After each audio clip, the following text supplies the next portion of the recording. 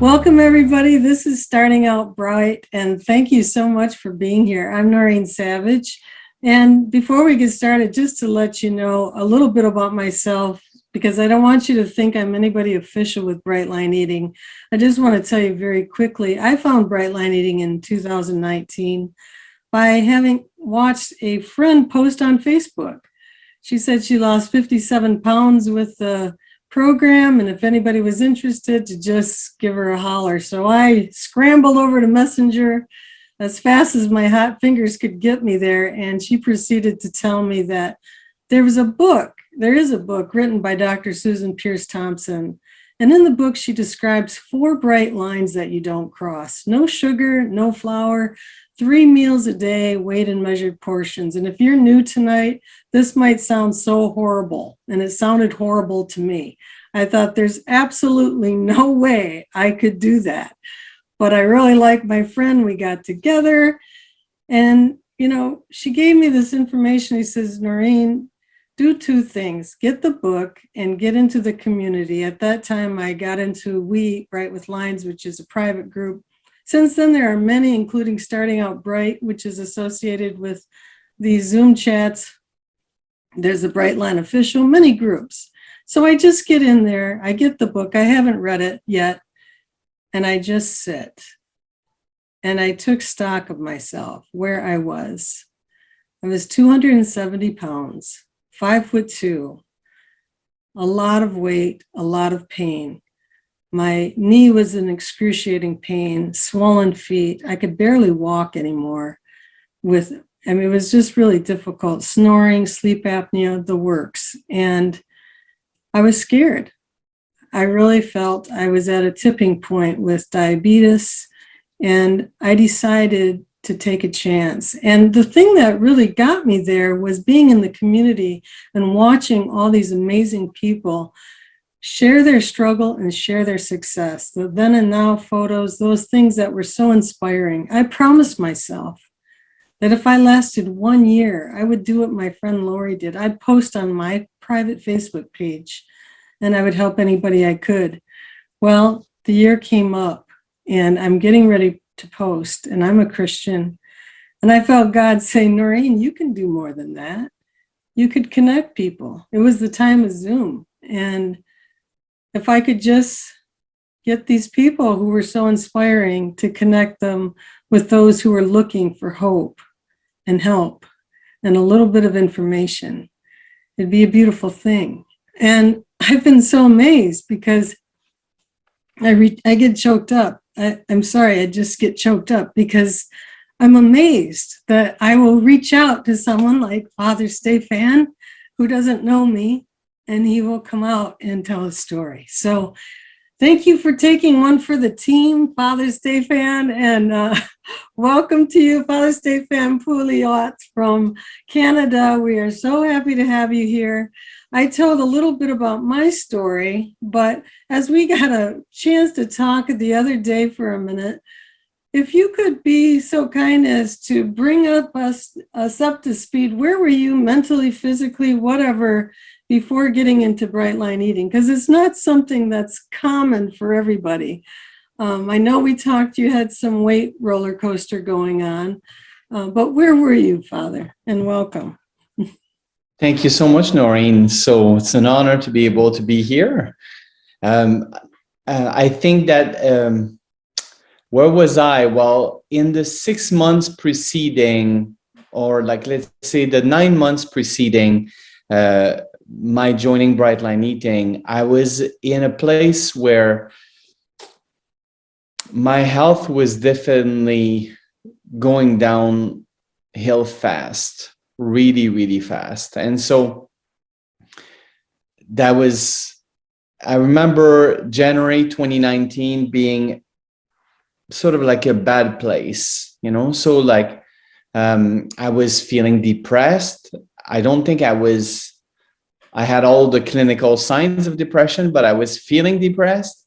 And, now I know a little bit more that, with the amount of sugar I was consuming, I might not have helped on that mood, right, to live, so, I was I wasn't drinking excessively, but I was definitely drinking, and so and that's a depressant too, you know. So I was resentful also. I was sort of like looking back on a number of circumstances in my life, and sort of like taking stock of some of the moments where I had been hurt, and sort of in some ways clinging to that, and then sort of like bracing myself for the next time it was going to happen, because it was bound to happen again. And like just like and so what was happening at that point is that I just, and then the weight was, I was on a trajectory where I was gaining 10 pounds per month. Whoa. So like In there. in the summer of 2018 to the summer of 2019, you know, it was a pretty steady 10 pounds a month, right? So I was in a good place weight wise, like in the summer of 2018, but things started to just get into a very different spot in that year. And I just couldn't sustain the weight loss that I had spent so much money to get to, you know, so. You were saying the other day that these were like medically supervised weight loss. So that does cost money. I had done that program 3 times, that medically supervised diet 3 times. And the third time, I was just so proud of myself because I had maintained my weight for a full 3 years, you know. So, and I thought like, okay, you know, so I guess after 3 years, like we could probably start relaxing this and relaxing that and relaxing this and relaxing that. And before you know it, that relaxing was meaning more restaurant meals, you know, more compulsive eating, more excessive eating, you know, like, and like the pounds started to just accumulate. Like the groove was there, and like it was just ready to just, you know, to just like, I was definitely getting back into the groove of where I was. Those old neural pathways were just like alive and kicking. So did not take long. And I think also, and we talk about this a little bit, you're in a place, being a priest, where people want to be generous to you in the way of food or drink, right? And yeah, of course. Yeah. You know, and it's meant in the society as kindness. And it really is. I mean, but what do you do then when, you know, it might not be so good for you? So anyway, you were not in a good state of mind in January 2019, but somehow you found your way to Bright Line Eating. So I did psychotherapy for like, I took 5 sessions of psychotherapy, and in that I really tackled the whole area of resentment in my life. You know, so, and I was starting to examine during those five sessions, I was starting to basically tap into, there was a podcast that I had discovered early that winter, which was basically, it was a Catholic podcast, and the wife of the apologist was essentially talking about her experience with bright line eating and food addiction. It was the very first time in my life that I had heard about food addiction. And so I just decided to start researching it because it was a credible source, and so it was trustworthy. So I just said, like, this must be legit. This must not be a scam because this guy is legit, right? So I just looked deeper into it, took the susceptibility scale, and then to my shock, realized that I was like a 10, you know, no way. Susceptibility scale. Well, then I went like, oh, that explains a lot, you know. So, and instead of basically being discouraged by that high number, it was sort of like, well, no wonder why it's been such a roller coaster. So no wonder. Didn't feel like shame. It was just like an awareness of. Yeah, exactly. No, I mean, like, it can show up in different ways for different people. But for me, it was sort of like, oh, well, that was the missing piece of the puzzle. right? Like just like if I'm a food addict, if I'm really a food addict, like, well, then, if I try to be like everybody, it's not going to work for me now, is it? Right? Like, Right. so I literally like just started to relate like what would be like for an alcoholic to basically say, I should be able to drink like everybody in moderation and just like not get to the bottom of the bottle. And like, I went like, and that's not happening for that person. Well, I guess it's not happening for me either. Like it's Yeah. so, and that just started to sort of language that whole thing, right? So And one that was time you wrote awareness. on the Bright Line Eating official group. This is when I first saw you, and I just felt like, bam, you really hit the nail. Before you got into Bright Line Eating, I read that you kind of ritualized your goodbye to the food. I And did. and that is really something to think about. I'm not saying to do it, but in a way I did it in a small way myself.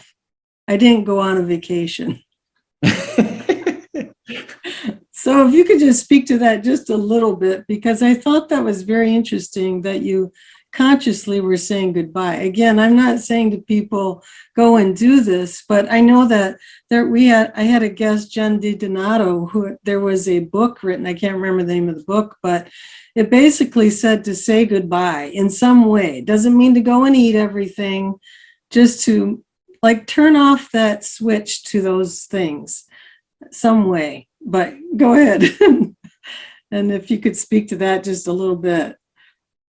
For sure. I mean, like my life is surrounded by rituals, right? Like that, that's just, and they bring a lot of meaning. And I thought to myself, this is a major life change, right? Like, and I had obviously tried to do it, meaning lose the weight without essentially saying goodbye to those food, right? So, but if I was going to cross a threshold from where I would not return, if this was not, going to be a diet, if it wasn't going to be like, well, we do this for a while, we psych ourselves up, and then we basically do it really hard for a very good chunk of time, for the amount of time that it takes to basically feel comfortable in our new body, and then like just essentially like go forward from here.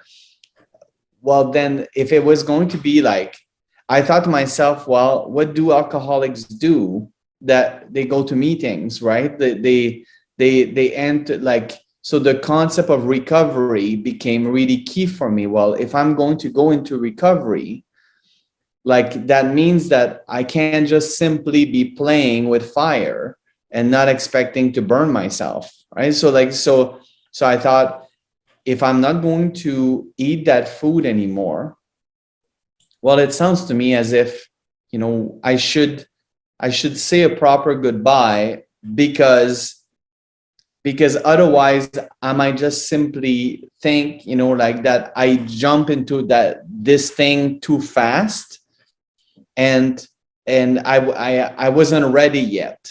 So this was how I got myself to be ready, right? So like, but of course there was a cost to pay to do that, and I shared that with you on the phone, that I gained 15 pounds during that ritualized goodbye in the space of 2 weeks. Isn't that so something? I so mean, it's so like it, possible. but it was important to me, to my process, right? My process was to just simply say, I really need to just say, okay, here's your last drink of this, here's your last dessert of that, here's your last, because I was pretty convinced that once I would cross that threshold, I wouldn't go halfway, so, and if I wasn't going to go halfway, then I really wanted to just do a passage, right? Like Yeah. literally cross the line, and it had to be conscious. And for me, it had to be over time, like it had, and the vacation was planned too prior to basically joining Bright Line Eating. So I was consciously basically delaying jumping in until after my vacation, because I can consider, in the state of mind that I was in, Yeah. basically like just doing my vacation in the middle of that. Like I just, I didn't think that that was like the best moment to start this. Right. Hi, Mom and Dad. Happy anniversary. I'm going to go to the back room and eat a bunch of food. Something like that, right? Like just Yeah. you had But I to, had no skills, right? I had no skills, no tools to be able to just know how to message it, know how to prepare that food, yeah, know how to anticipate it, how to plan it. So like it was just going to be obeying a number of rules yeah, and be very hard pressed to disobey those rules. And then like just, but then how do you negotiate that? Like how are you going to, like, it was going to get tested yeah, in the time that followed that entrance. But like prior to it, I just wanted to take my time so that I yeah, would not use that as, I didn't want to be able to use that as an excuse. Like, you could possibly like just go back to your old life because you really like didn't really yeah. say it goodbye properly. I went like, I'll say such a proper goodbye that I'll never be able to use that excuse. Well, and just for someone who's new tonight, I think this is one idea, but others have also said, they could do some like journal writing. They could write a letter to themselves. They Course, could do a video of themselves, how they're feeling in this moment. There are different ways to ritualize, to take stock of the moment. of You could course. just have prayed over it, Father, and I just could have written a letter to every food that I had, but like, you could have. I was going to make this a sensory experience. Right, you did. So then I understand that you got into the 14-day challenge and went into boot camp, Uh-huh. which is available through this membership now that people can go to Bright Line Eating. Yeah. But then you got into something else. I understand Bright Lifers, right? Yes. And where did it go from there? Well, it was like, so I joined on August 9th. That was day one of boot camp, right? So, and by the time that I graduated from the boot camp, that was October 31st. And so, and just as I was going from October to November, and I was just making sure that I was listening to the video of Susan's basically saying like, you could do it without Bright Lifers. However, you're going to have to build the container to just carry you forward into this yourself. And I went like, oh, I'm not doing that. That's too much work. If it's already done, I'm just doing that. And so in passing into Bright Lifers, in that passage, I was just invited as part of the different videos to join the Gideon Games. And so, and in the same passage of inviting me to join the Gideon Games, there was like, would you consider being a Gideon Games team leader? And Okay, I went, now just for those again who are new, I want to say a couple of things. Like when you say the container, meaning some kind of structure in a community, right? yes, And that yes, the Gideon Games is specifically games that last 90 days. And I've been in one, an unofficial, but I know that if you go through the Bright Line Eating boot camp and Bright Lifers, you can get in the official games. right. And so this is 90 days that a community of 10 get together to be in a game. And it's basically just being bright, doing those 4 bright lines and every day being bright and being accountable. So you got snagged as the leader. Yeah, I mean, like I thought to myself, like I already do the leader thing. So like, do I really need to basically like pitch in here? And then I got thinking that in my associations in the various Facebook groups associated with Bright Line Eating, people seem to be responding to what I was sharing, and it seemed to basically make a positive impact. And I think you're a leader if people follow, right? If Right. nobody follows, like I guess, like like it's a nice dream, it's probably not working out for you. You have another role, that's all. That's all.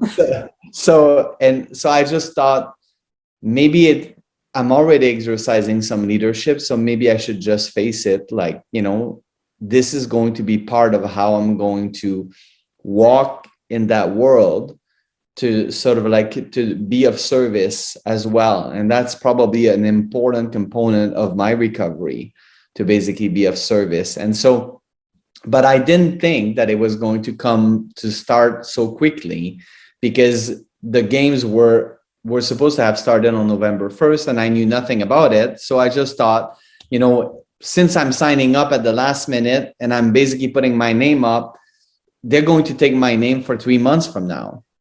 Instead, I got, on November 2nd, I got this message saying, welcome as a team leader. And by November 5th, I basically got another email saying, and here are your 9 teammates. And I went like, what? What just happened? So I was taking a flight that day and going to give a course, in another Canadian province. And I was just like, I was saying, what have I done? But I haven't actually looked back and regretted it, because it's been like the best thing, really. It's really been the best thing. Well, you talk about the container. What is this container now? Like, because we might not be able to duplicate Gideon games, but what is the community that you have built around these games? Because I know you have been a team leader for several of the games now, a number of the games. Yeah, so I started in round 6, and we're now in round 14. And I've led in every round since round 6 included. So that's, it's 9 altogether, I think, because there was an unofficial round between round 9 and round 10.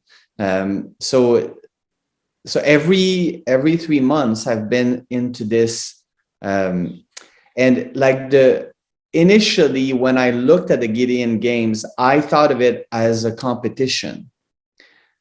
But I also, I also thought that I had heard Susan put an emphasis on the fact that it was an excuse for support.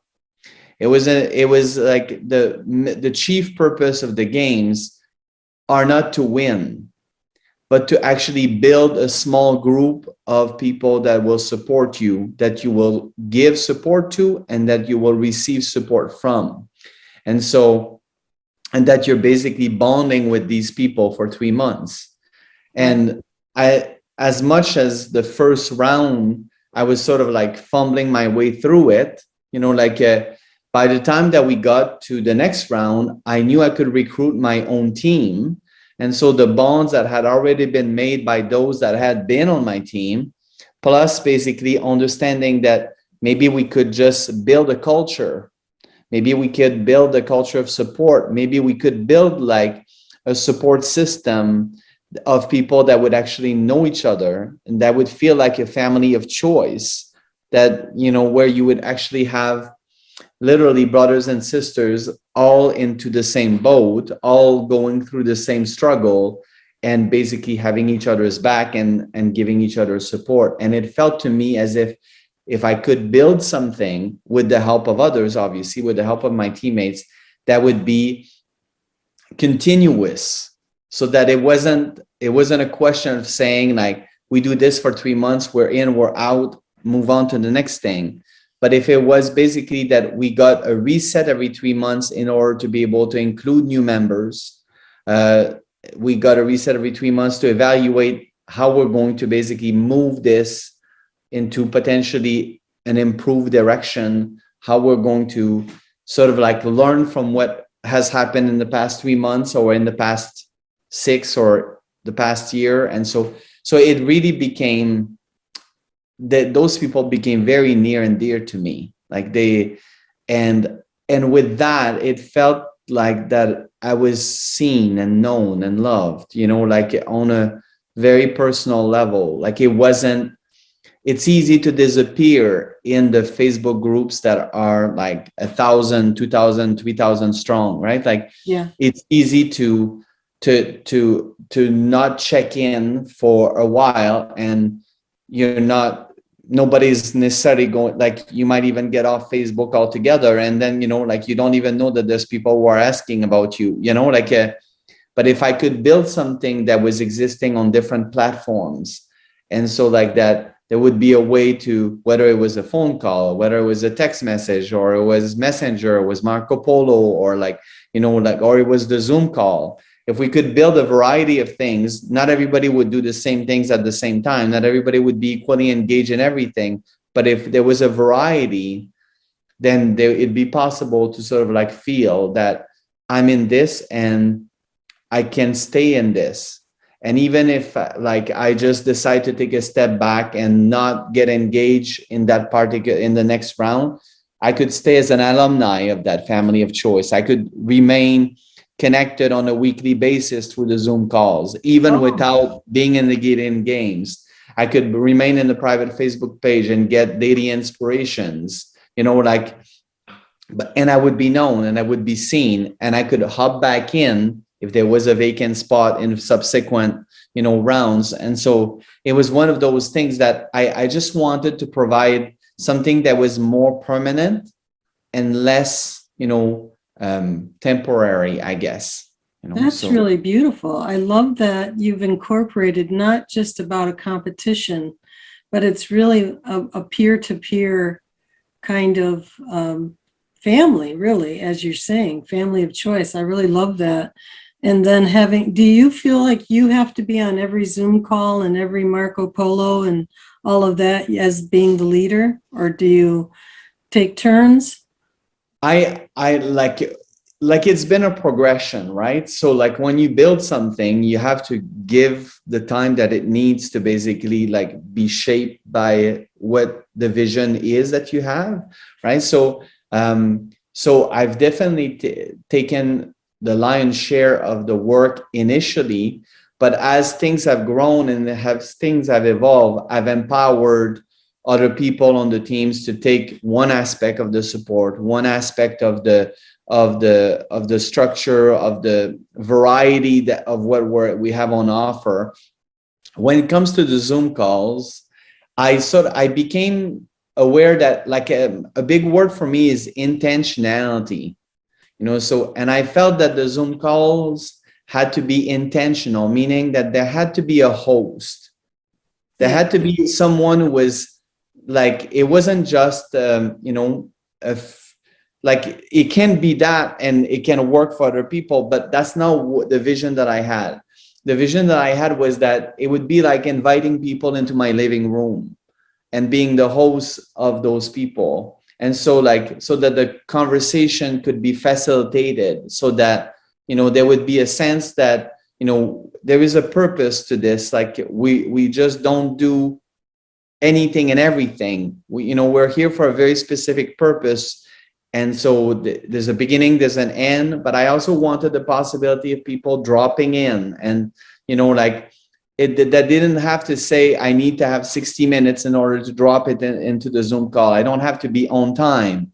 I could leave early, like, so like I could come and I could just take what I have. Like I wanted to sort of like create as much as a possibility for someone who feels like isolating to go, I don't have the bandwidth to go all in, but if I can go with some, it's better than none, like, so like, so, and sort of like building it that way. So as of in the last 2 or 3 rounds, I now have an alternate host.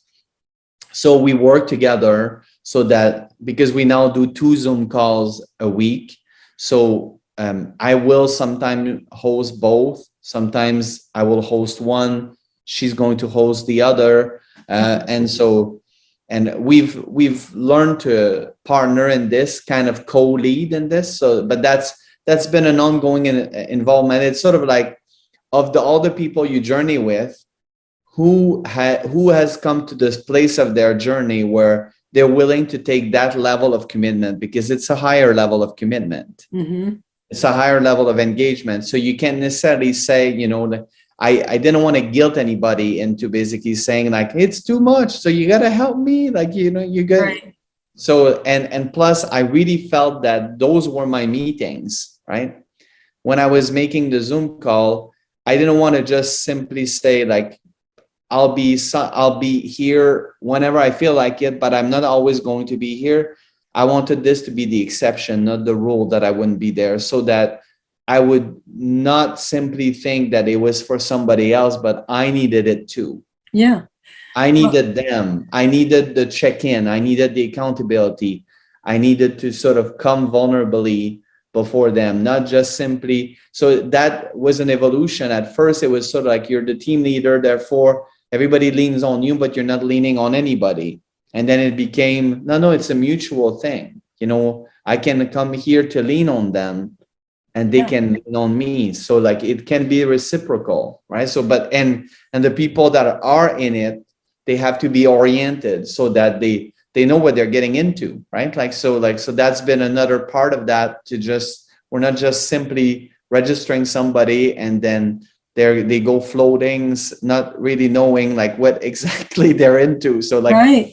what have we been doing for the past year and a half, what have we built? Like, what is this for? Why is there such a variety? Like, what are the expectations of the group? Like, that do I have to be there every time? Do I have to post every time? Do I have to be perfect? Do I have to, like, what is this group like? Are people going to love me if I'm not perfect? Like, just like, are they going to kick me out? Like, are they competitive?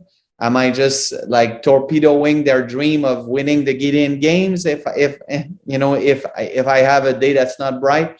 So meanwhile, I've been obviously pursuing like my own recovery, in which I believe that I need to be bright every day, right? So like, but at the same time, holding a space for the people that are not in that place of surrender, and for Right. them, it's not so clear that I'm all in.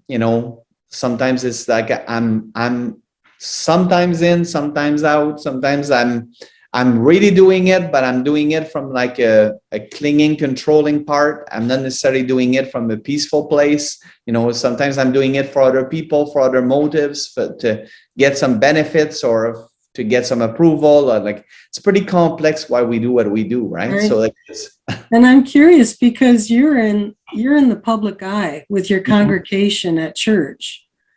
How do you manage? What are the tools that you lean on besides, you have the Gideon Games and you have this whole beautiful community that you have put together that's meshed, that is a whole community driving forward. But you can't just like pick up and go there like, just after church. It's like in these moments where you're alone at home, what are the things that you depend on for yourself? Are there certain tools? Is it the food prep? What do you do for the logistics, the mechanics of your program? I think that's where having real relationships with the people that are in that family of choice comes in handy, because of course, like, there's the official meetings, but then there's the ways in which we can choose to interact. So I can, for example, use the Marco Polo app and do a check-in after church without basically needing to set up an appointment with anybody, right? So I could just basically like just say, hey guys, this is what I'm going through right at this moment. So like, and I really need your support right now. So I could decide to make a phone call, or I could decide to send a text message to somebody. But Marco Polo has been my platform of choice when it comes to those reaching out, because I like the idea that you would get the nonverbal.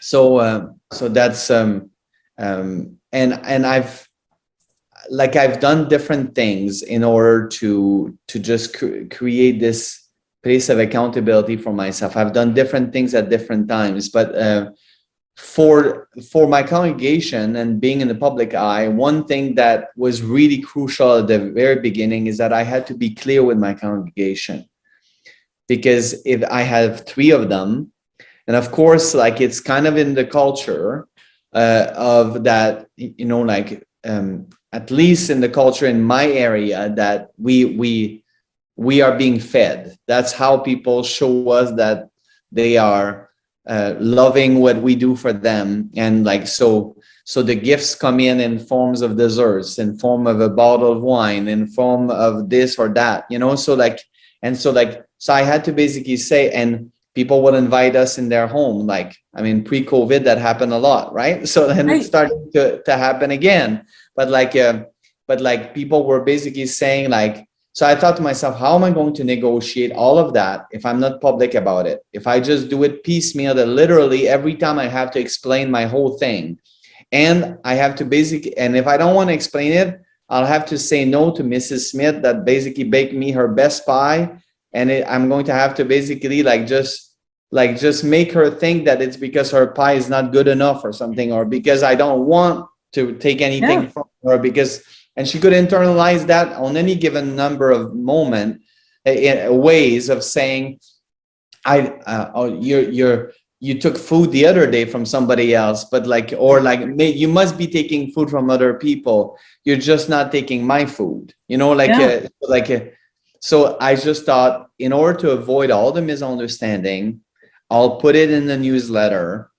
Hey, I'm a food Wow. addict. I'm entering into a recovery. These are the 4 bright lines that I'm going to observe. So therefore, I will not be accepting food from anybody. I will not be accepting, desserts from anybody. I will not be accepting drinks from anybody. So if you want to give me a gift, like tongue in cheek, I'll take cash, so, but like, I'll You take have to say gift cards at something. the gas station, but like the thing is that like, even when it was fruits or vegetables or things like that, like I would go to a funeral reception and people would just have like a fruit tray or a vegetable tray. And they basically say, oh, take that, Father. You do eat fruits, right? So like, but like, you can't possibly keep those fruits well.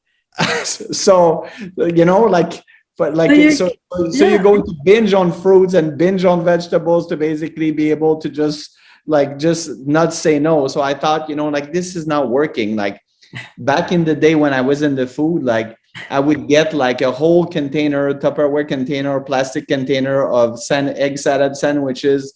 And people would suggest that I freeze them so that I could basically eat them whenever I needed them. And I went like, you already gave me enough sandwiches so that I could just eat that for breakfast, lunch, and dinner for 3 days. Why on earth would I want to freeze those?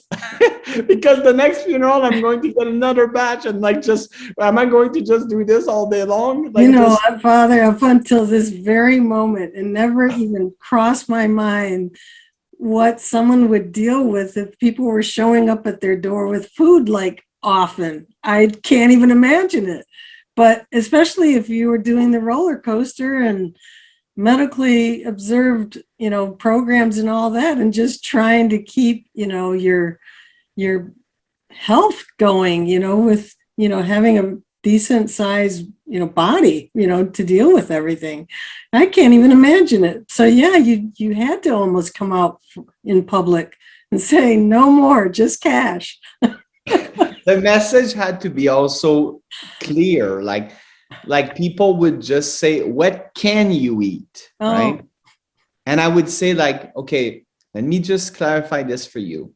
It's not a matter of what I can and cannot eat, is that I don't eat this anymore. right. Right. So and they would basically be looking at it like, so this is you now, right? Like, because when you start saying this is what I am now, like I don't eat sugar, I don't eat flour, right? Like, Yeah, it's an so identity. It's right, really, so now all of a sudden people can't argue with that, because you're not saying like, oh, I gotta be good today, I gotta be real good today, oh, I'm not, I haven't been good lately, yeah, yeah, like I shouldn't be eating that today. But like, like all this messaging is sort of like saying to people, I'm not taking it this time, but maybe I'll take it the next time. Like, maybe if you just insist a little bit more, maybe I'll take it this time. Like, just so like, oh, and if you make the mistake of opening the door some of the times, well, then nobody ever knows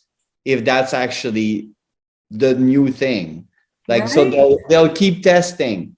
So like, are you doing it right now? Are you still doing your thing? Like, just So like, but now today, like people will say, Father, don't eat sugar. That's what they say, right? Like they don't say like Father cannot eat sugar. They just say, Father, don't eat sugar. So don't even bother.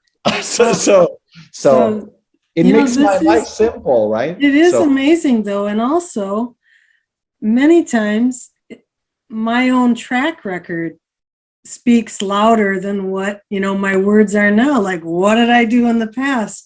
I gave up after so many months. I have a couple more questions too that I sure. think that you're the person who would know this the most. You know, um, there are times of fasting, for example, coming up in church. Good Friday is a day of fasting. What do you do with your program? Do you make allowances some way to maneuver through that? Or do you suggest anything for people who are doing a fast? Um, I'm just, I would definitely like, I have a philosophy there that I think really take into account the fact that fasting is definitely something you can do while doing bright line eating. But if the idea for like, but someone has to recognize the psychological impact of fasting on them. Like not everybody will see fasting as this is what I do right now. And when the fasting is over, I'll get back to what I was doing before. Some people will immediately like just go into that place of restriction or that place of feeling deprived. And they'll go from one polar opposite to the other polar opposite. Like the fasting will be followed by like a binge, right? So I wanted to be clear that if I was going to talk about fasting, publicly on Facebook, I was going to talk about this in the context of doing it in a way that you couldn't brag about it, but that would actually be real. You'd feel the hunger and you'd get the spiritual benefit, but you would not basically be able to just say like, isn't that impressive? I mean, Right. like I went without eating for like I don't know how long, or like all I ever ate it was this or that, because I felt to myself like I'm a food addict. I don't know, and I'm really a food addict. So so what's going to happen if I just basically don't have my 3 meals? Like, is that going to mean am I going to be in a good place? So I just use a basic popular wisdom around fasting in Catholic circles, which is like one full meal and two smaller meals that don't amount together to a full meal. And I just basically look at my quantities of my 3 meals, and I basically decided, okay, well, for example, I could take my grain out for lunch and I could take my grain out for dinner, and I could take my fruit out of lunch and out of dinner. I'm So kind of having a jealousy moment here because I'm not in maintenance. So I'm just telling you that up front. some those are ads, right? Some of those are, that's my program, right? Of course, like you'd have to do the paring down Yes. or the pairing up, like accordingly. But for me, it was like this capacity to just say, okay, I wouldn't be able to do that. It might mean shaving some of your vegetables, or it might be, but I thought I need to basically have a sense of that there's going to be enough food to sustain me, that there's going to be a next meal, but I'm going to throw the proteins out, like I thought if I'm going to shave something, I'm not going to shave the proteins, because the society is there for it. If I don't have to shave the vegetables, I'm not going to, because again, the volume is going to help with that, but I can take some of the, I can just sort of like pare it down a little bit, and then so that just made my Ash Wednesday and my Good Friday easy to navigate without essentially being extreme, right? So like also there would be a case for like a religious exemption, meaning that some people might actually have to claim that exemption and say, you know, in the case of someone who is sick, we don't actually prescribe fasting.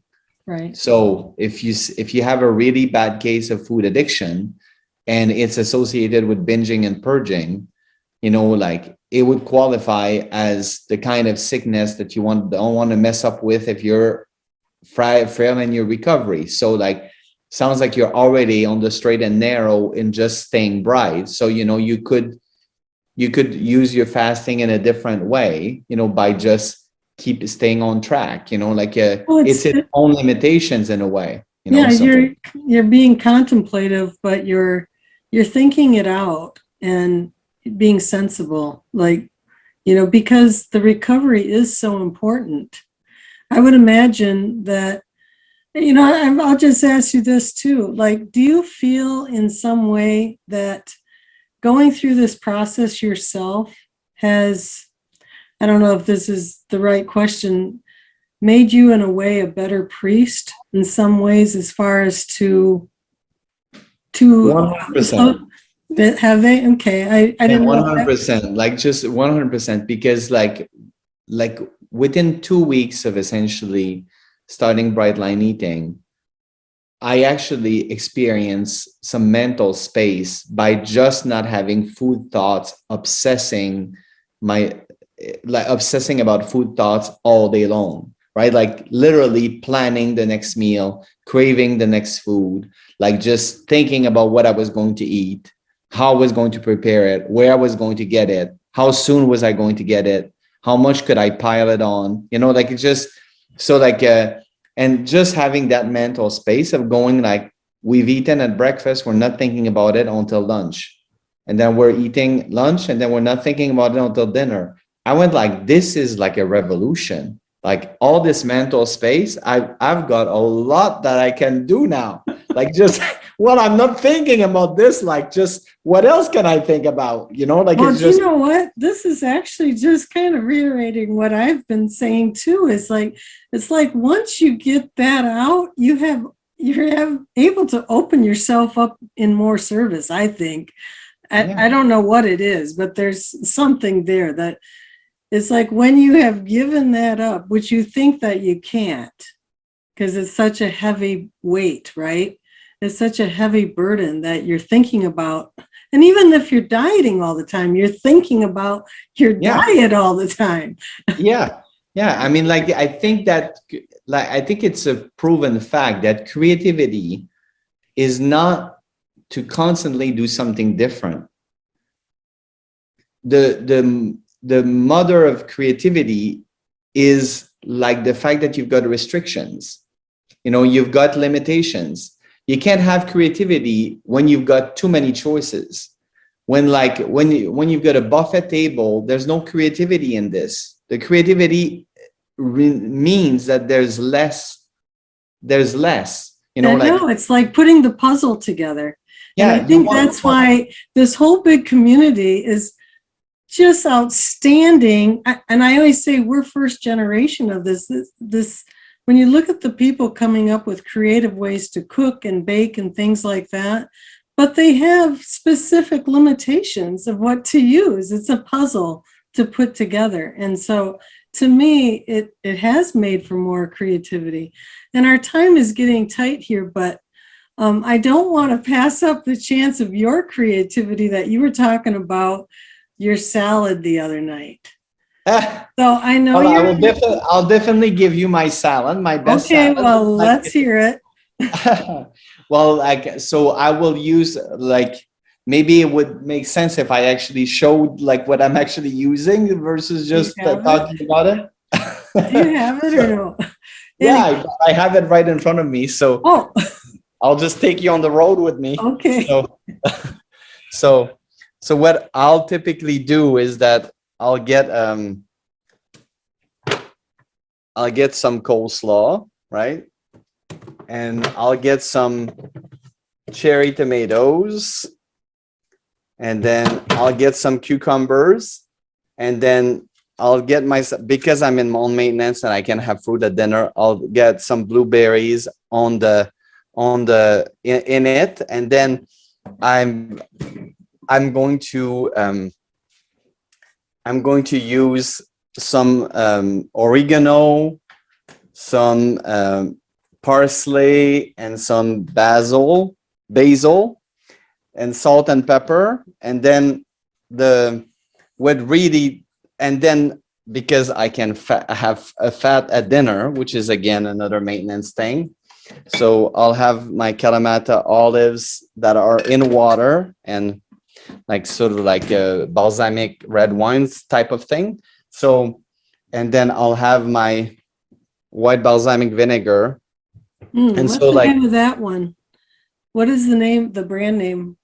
Splendido. Okay. Splendido, it's President Choice. It's basically like sort of like a grocery store brand that Oh, just okay. in Canada, so like it's a white balsamic vinegar. And what happens is I just simply, it's a condiment and it's at will. So I'll flood my salad. So like, and so there won't be any other fat in my salad than the olives. There Okay. won't be oil. There won't be like just so, and and the salad will be very tasty, So, and I guess maybe one of the things you had asked me, and I saw it in the chat privately, is that people were essentially asking, what about communion for those who are taking communion, right? So like, Yes. and so I'm Catholic, so I'll speak as a Catholic here. Like I say typically that the only flour that I consume is Jesus. And the only sugar that I consume is Jesus. So of course, that means that I am receiving the host and it is made of flour, and I am receiving the wine, which is made of sugar, right? So, but my brain knows that this is not the same thing, right? So faith wise, I know it's not the same thing, but I also, my brain knows that I'm not taking this as a break of, as an indulgence in flour and sugar, because what I'm receiving is who I'm receiving at that moment, So, and I've heard that it's even true of people who need to basically have cough syrup, for example, and there'll be some sugar in the cough syrup, but they're taking it as medicine.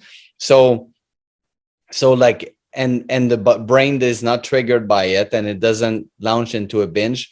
But as I said to you on the and previous to this call, that doesn't mean that I'm just going to go out of my way to sort of like, if I could just like, I don't think it'd be a good idea for me to consume 25 hosts, like, or it would be a good idea for me to drink a liter of consecrated wine, like, so Yes. like, so like, there's no need for me knowing who I'm receiving, that I'm receiving him, whether there's a little or there's a lot. So like, so I'll go for the little, so, and then it's very easy to handle because I know the difference, I Right. know that I'm not receiving a what, I'm receiving a who, right? So like, I don't think of the host as flour. I think of the host as Jesus. I don't think of the wine as alcohol or sugar.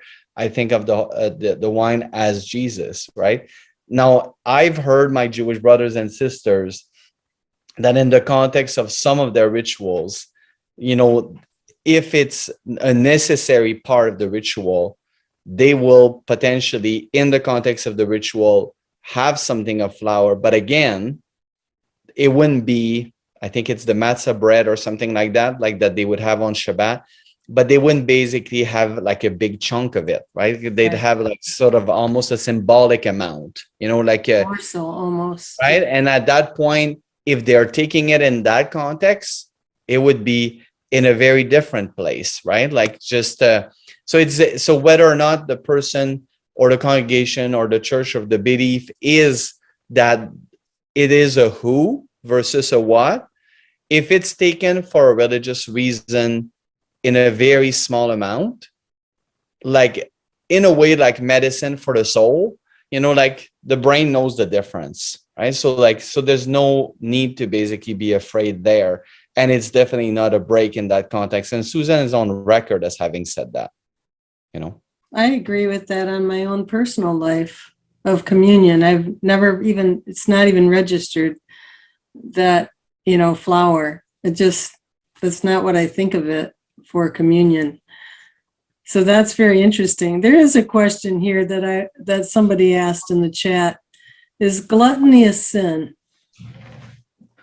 According to the list, yes. But there's a difference between gluttony and food addiction, right? So there's layers to this thing, right? Like if someone says I'm an addict, therefore, how could I basically be capable of making a free choice if I'm an addict? I think there's a little bit of that in the question, right? So because in order to like, sin is often considered as a free choice, right? So, but I think there's another part of the definition of sin that would be that it's an objective reality, right? Like, in other words, whether or not I feel it's a sin, it's going to have a consequence in my life. A bit like if I'm heading straight into a pole on the road, but I am saying that it's not supposed to be a problem. It's still going to destroy my car. It's coming. It's a crossing of a boundary, Mm-hmm. and it's going off the mark. So it's pretty clear that gluttony basically turns food from something that is to be used for a purpose, which is to sustain the body, into all of a sudden like a whole different realm. In gluttony, there's an implication that it's not just that you're overeating, but that you're turning into food for something absolute and infinite, right? So like you're turning food into something that should be fulfilling you, that should give you happiness, that should give you meaning, so that's why you have to basically consume so much of it, because you're essentially turning it into, you could say, God, right? Like you want the infinite satisfaction that an idol that can only come from God. So if you turn something limited into to satisfy an unlimited craving, you'll never have enough of it. Like you'll never have enough of it because it doesn't have that capacity to satisfy. So you can eat all day long for 7 days straight and it still won't do the trick, but you can still try. Well, and even, and I'm trying to remember how this came about when we talked about it the other day, because I thought it was so powerful. Having this spiritual piece of recovery. You mentioned something really powerful the other day about if the diet is just about the food, it's not going to be sustainable.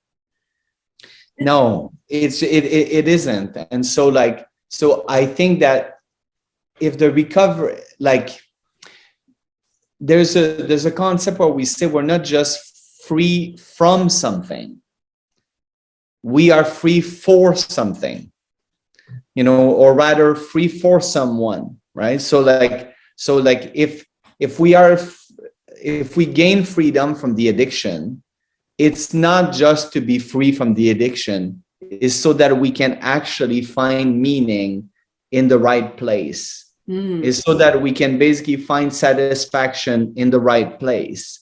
So otherwise, if our focus continues to shift into seeking what we like, in other words, if we keep asking things that are not God to fulfill us, we will keep on basically, we will not be free. The only way to basically live free is to actually turn your back on what you thought was the thing, and it turns out that it's not the thing at all. It's just a thing. So you turn away from the thing that is just a thing to turn to someone who is really the real, right? So like, so you turn away from the appearance and you turn toward reality. You plug in into what's profound and deep and beautiful and true and good. And then all of a sudden you go, oh, and all of a sudden now this feels sustaining. This feels inspiring, right? So like, so the work of recovery has a spiritual component. It's impossible, I think, to get into a place of freedom when it comes to addiction if you are simply living in a materialistic way. You know, that's my conviction. Like that, if this world is all it is, what we can see, touch, hear, see, our senses, it's all it is, and there's nothing more to it, then like this world is going to be clinged to because it's all it is. But you can detach from the clinging if you know that there's more, right? But if you don't think there's more, then you're going to have to want more of that because that's all there is, you know. So Yeah. Well, Father, as just two more questions really quickly. I'm assuming, and I think we talked about this too the other day, that your medical stuff all cleared up, right? Like yes. all of your health issues that you had beforehand. Are there any other non-scale victories that you would put up there with that? Well, along with all the medical stuff that has cleared, you know, like the biggest non-scale victory by far is having been able to navigate the pandemic in a place where I could accompany people, in a place where I could balance the common good and individual freedom, where I could navigate the extreme of anxiety on one side and the extreme of, you know, I want to do whatever I want to do because I want to do it, you know. So like so that I could steer like a gentle, kind passage through the storm, right? Like, and guide people with creativity, find new ways of connecting, use this opportunity to sort of like learn things that we didn't know, find ways of being even more better network, have new ways of essentially addressing how to connect with the younger generations, find ways to be connected with those we were not connected with in the first place. And all that creativity came from the space that was liberated from by the addiction not taking that place anymore. Yeah. Like all of a sudden I could navigate the pandemic. I still think to this day that if the pandemic had happened in January 2019 or March 2019 instead of March 2020, I would have been in a very bad place to address it. I would have had a lethargy within me that would have basically just taken me down into a very dark place, because I would have thought, here I am at 270 pounds, you know, like just how would I basically be able to just even contemplate the fact that all of a sudden all my points of reference are gone. The people that I'm living with, I'm not interacting with them in the same ways.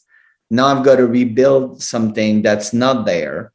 I got to find ways to connect with them in a way that I need to learn.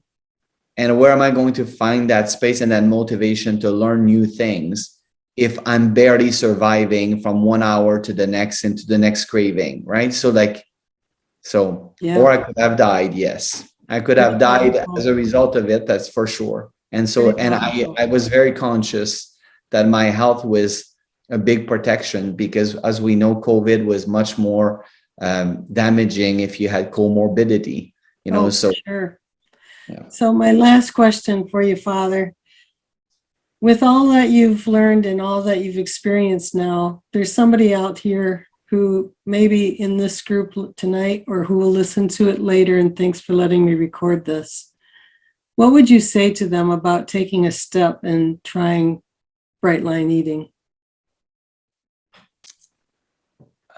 Well, I would say that the first step is assessing whether or not you actually have the control that maybe we want to convince ourselves that we have over food, right? So I think that's the first step, you know, like like, do I have, if I'm going to even contemplate getting into bright line eating, like, I'd have to say, like, how many diets have I tried already? How many times have I tried to lose weight and gain it back? How many times have I just been spiraling up and down and like just only to be disappointed again? How many times have I been obsessed with food? So like, is this a problem for me? You know, has it been a problem for a long, long, long time? You know, and is this a problem that a diet can fix? And so is it just a matter of losing the weight, or is there a whole lot more to my relationship with food than just the fact that it causes me to gain weight? For me, it was an obsession, right? So like, and it's not an obsession anymore, right? So after 972 days bright, and in a few hours 973 consecutively bright, you know. Wow. So it's just, it's a place of beauty to be there. So the next step, I think, is really to admit, can I really do this on my own? Can I really do this alone? And have I really got control over my food or not? You know, so. Yeah. Wow. I say this often, I feel like it's a miracle. And I just feel so much gratitude that I was put in a place to see what I saw, to have a friend who actually posted on Facebook. And, you know, I took the next step and contacted her. But the thing is, you have to take the next step. I actually went back to my friend when I was starting to do this, thinking like, I wonder who would even come to a Zoom chat. And I said, so Lori, how many people came back and said, like, tell me what you did? Like, and she goes, you're the only one. So it really takes, if you're the one listening right now, it really takes that you inquire a little bit further and maybe answer those questions that Father put out there, you know, of reassessing, really assessing where you are. Would you agree with that, Father? I would, and I would say, like, I mean, like a concrete step to just see, have I really got control? Like, in case that we can actually fool ourselves into thinking that, you know, no matter how long we think, we still think we've got it, is to take the susceptibility quiz, right? Like, and to take it not with an average, because that's what I did the first time. I tried to basically like just go over my whole life and go like in general, like just like, you know, like, but when I basically started saying, like, in the 3 months when my food was least in control, Yeah. you know, like, now let's answer from that place. And it wasn't hard because that's the place where I was when I took the quiz. So Yeah, I took it the first time. It was, I took a 10 the first time, thought it was wrong. Then it was 10 plus. I think I was 9 the first time I took it. And by the time that I basically took it again, I went like, oh, it's 10. I see. Well, So, Father, it's just been a delight to talk with you tonight. Thank you so much. Do you have any last words for us?